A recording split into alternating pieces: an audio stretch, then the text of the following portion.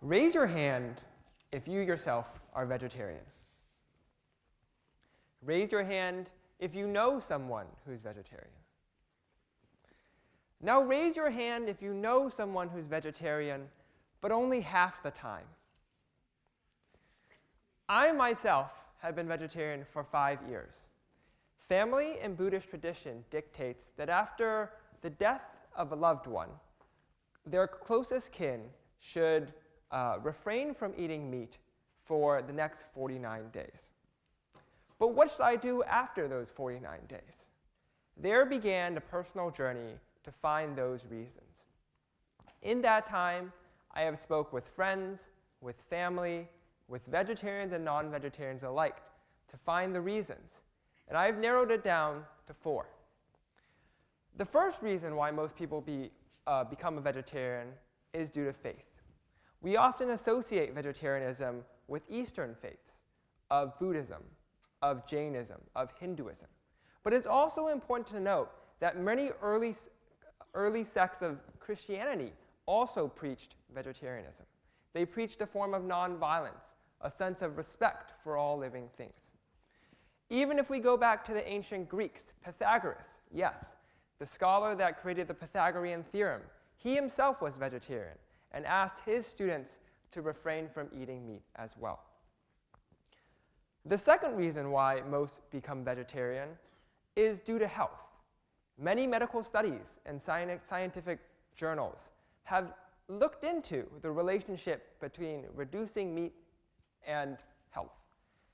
And these studies show that a reduction in meat intake is correlated with a reduction in the chances to develop heart disease, cancer, obesity, and diabetes, and I'm sure much more. The third reason why individuals choose to be vegetarian are due to moral concerns. Many individuals now begin to understand and are recognizing the way industry raises as well as slaughters thousands of animals each year. Factory farming, for example, the process in which thousands, millions of chickens are squeezed into unimaginable confinements, raise moral and ethical issues in each and every one of us. And the last reason why individuals choose to be vegetarian, and perhaps the most common now, is due to environmental reasons, right? Meat production is one of the greatest contributors of greenhouse gas emissions.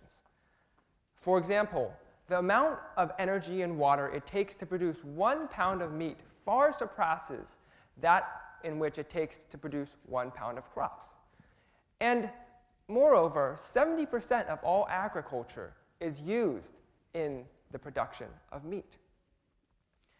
And so it's important to note, of these 4 reasons, 2 of them have to deal with reasons motivated by the self, right? A personal alignment between faith and the individual person, or a personal desire to eat more healthily. The other 2 have to do with the relationship between the person and someone else. For the moral reason, it's a sense of compassion and care between the person and all living things. And for those who subscribe to the environmental reason, it's the sense that we are a part of a larger world. We are a part of a larger society, and we have a duty to respect it. Many people share 1, 2, 3, or all 4 of these reasons. And allow me to share the story of one of my friends who subscribes to all 4. She believes in nonviolence towards all living things. She recognizes the health benefits of eating vegetarian. She understands and is concerned about the cruelty in which animals are raised. And lastly, she is passionate and committed to doing her part in addressing the global climate change crisis. And so she has devised the following dietary restrictions. She refrains from eating meat, but chooses to eat seafood and fish. She is also okay with eating meat-based broth, like chicken broth and beef broth, and is also okay with eating vegetables that have been cooked in the same dish as meat. And lastly, she gives herself 2 cheat days per month. And on those days, she's free to eat whatever she so chooses. And so the question I ask, and the question I'm sure you all are thinking about, is she a vegetarian or is she not? What do I call someone like her? Which I think that question reveals and highlights the fundamental issue with vegetarianism. The term vegetarianism forces us to classify individuals as either vegetarian or non-vegetarian. It forces us to use a binary in which one is either a vegetarian or non-vegetarian when more options exist. It is inflexible. It doesn't allow us to accommodate those that choose not to eat a particular type of meat, or those that choose not to eat meat during certain times of the day or of the month. Take, for example, those that participate in the Meatless Mondays movement.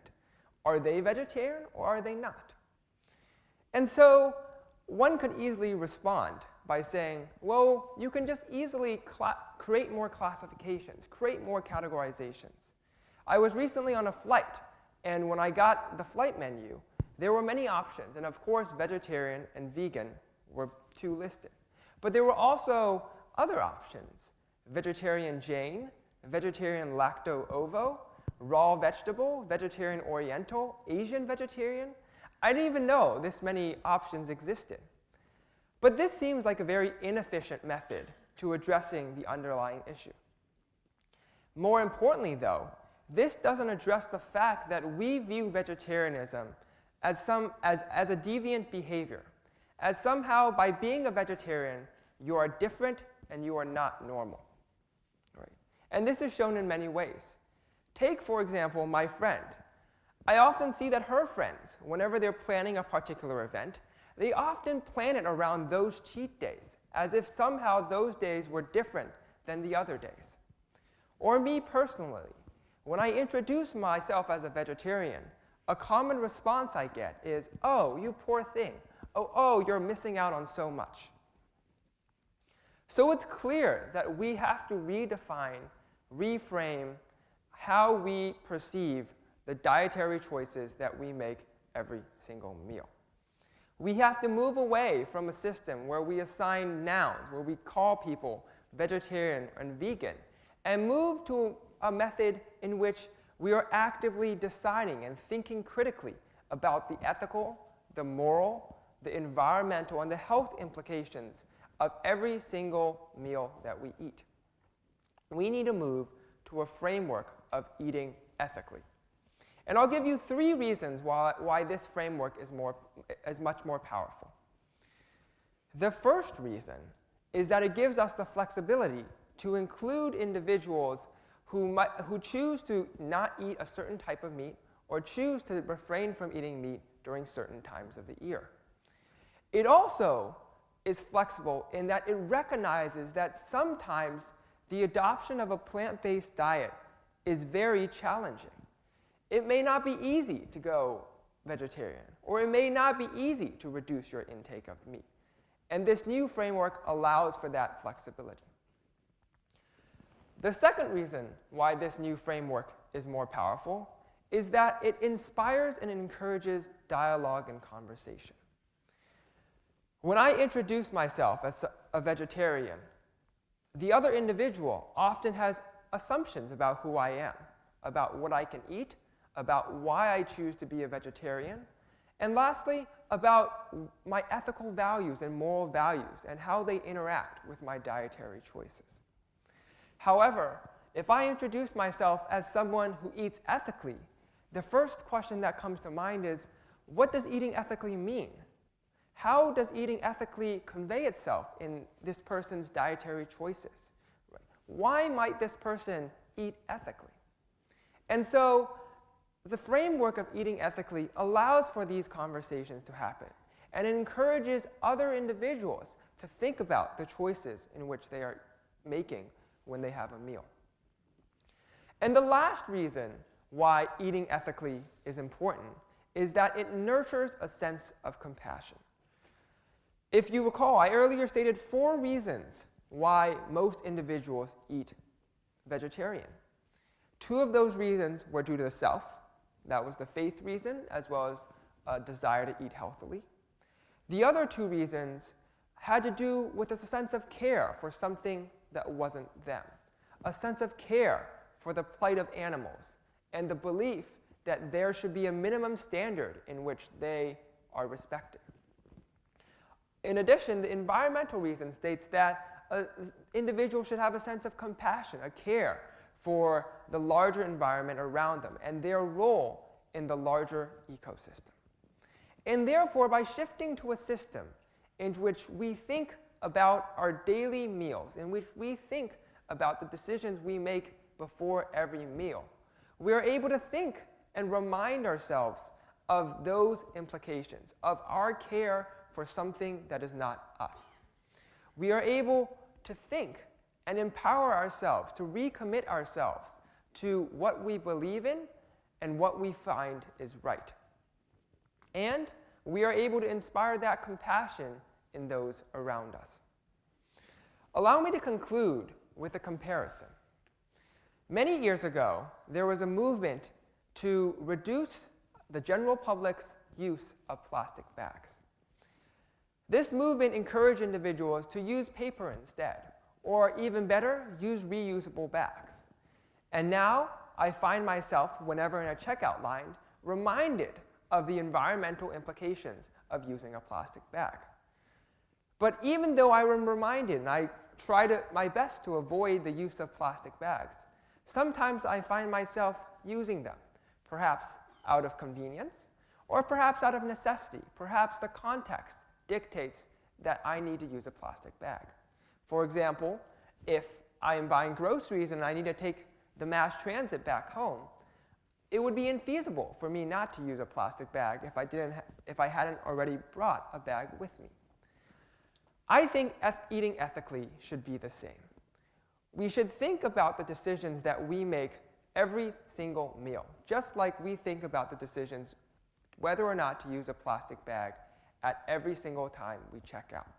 And in doing so, we can better align and recognize the moral, the ethical, the health, as well as the ethical implications of eating vegetarian and reducing our meat intake.